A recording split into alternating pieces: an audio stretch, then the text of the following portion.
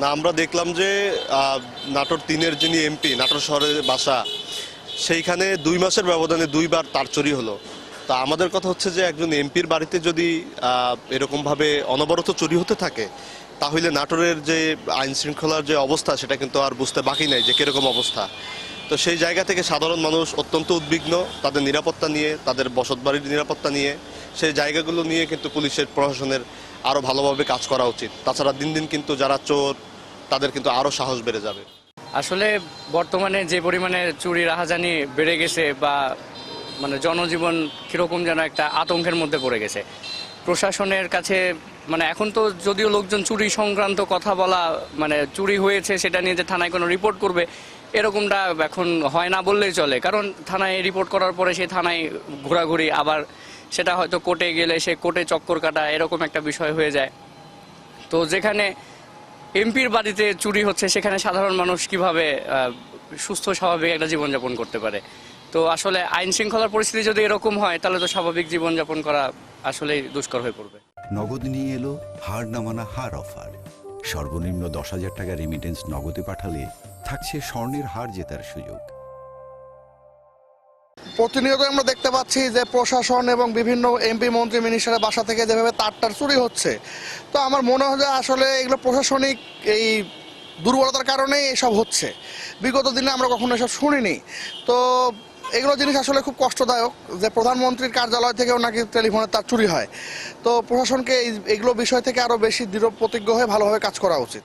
সমাজে নানাবিধ সময় বিভিন্নভাবে বিভিন্ন ঘটনা ঘটছে, চুরিও হচ্ছে, বিভিন্ন অপক্রমও হচ্ছে।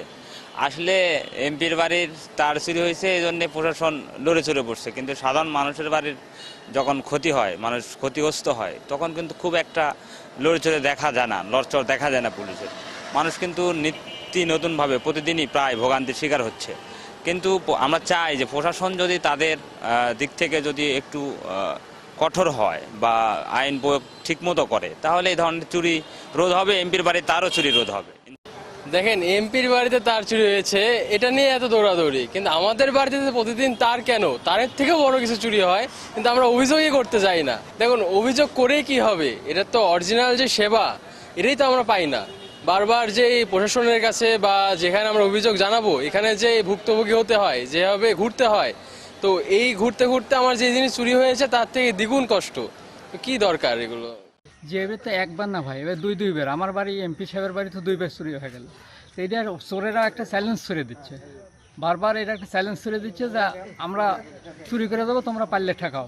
কিন্তু এটা তো আমাদের করার কিছু নাই ভাই। এটা মানে আপনারা রিপোর্ট করতেছেন, করার পরে ওরা আরও দাওয়াত পাওয়ার মতো আবার নতুন করে লাগাবি। আজকে চুরি হয়ে গেছে, নতুন করে লাগাবি, দেখি পরের দিন আবার চুরি করবি।